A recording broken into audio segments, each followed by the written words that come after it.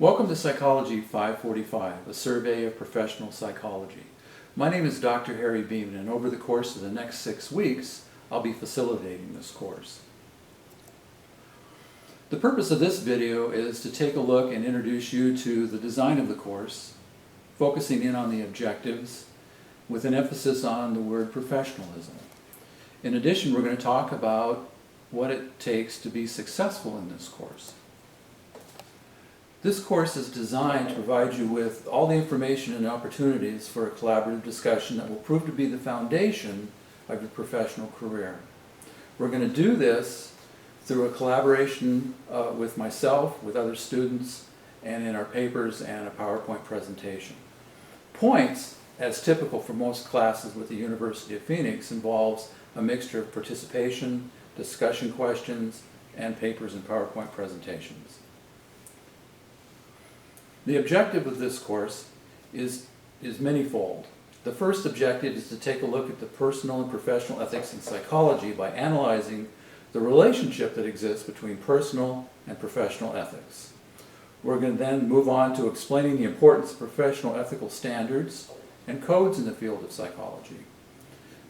Lastly, under this objective, we're going to evaluate the impact of the American Psychological Association's ethical standards on professional practice in the field of psychology.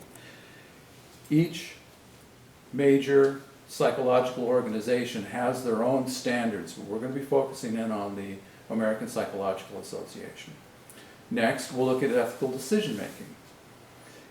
We're going to explain the importance of ethical decision making in the field of psychology, and we're going to actually apply the steps of an ethical decision making process to a couple of different scenarios. Then we're going to move on to professional psychology, and by analyzing the concept of dual relationships and the challenges presented by boundary issues that you will be exposed to during your course of professional psychology.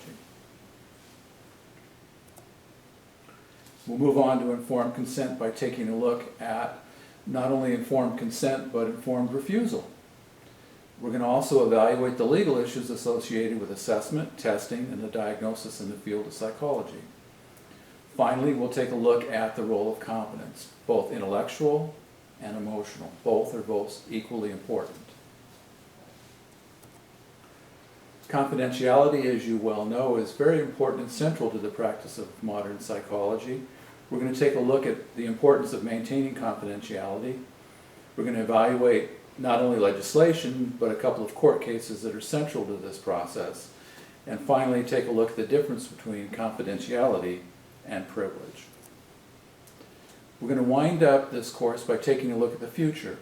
We're going to take a look at where professional psychology is headed by taking a look at a couple of special populations and contemporary issues in our society today. So then, why the emphasis on the word professional? I can probably best introduce you to the importance of being a professional by giving you a little personal example. When I was in my master's program at North Dakota State University, I had a professor by the name of Dick Schaefer. Dick didn't hold any punches, he didn't hold anything back. He told you how it was.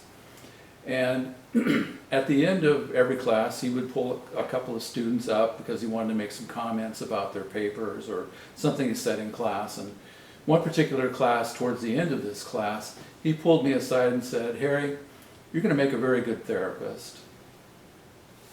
You're going to get licensed. You're going to pass this master's program. That's not a problem. But where I see your problem is that you need to learn the English language a little better. You speak quite well, but your written skills are very deficient. I suspect," he looked me dead in the eye and said, "Harry, I suspect that you fell asleep in high school during most English classes." And as a matter of fact, I wasn't asleep, but most of my English classes were taught by my coaches. Enough said.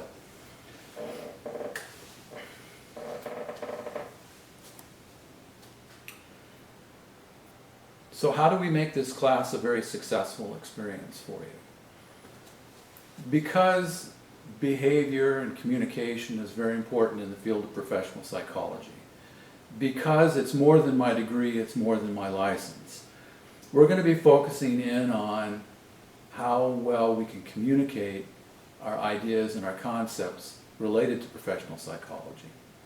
So American Psychology Association standards for writing skills are very, very important in this course.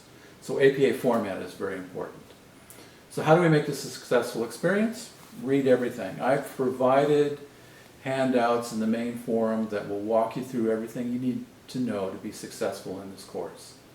So read everything. Read the text, read everything in the main forum, read the course materials forum, watch the videos, and more than anything else, ask questions. And ask questions in the weekly questions and concerns thread. It's important that you use this part of the main forum and not ask questions in your individual forum, because everyone's got the same kind of questions, especially about APA format. Okay, so this is the first video in a series that's designed to help you navigate this course. So what we've done so far in this particular video is take a look at course design, the objectives of the course, talked a little bit about professionalism and the importance of being a good writer, being a good communicator, that being a professional in the field of psychology is more than having a degree, and it's more than having a license. You have to present yourself well.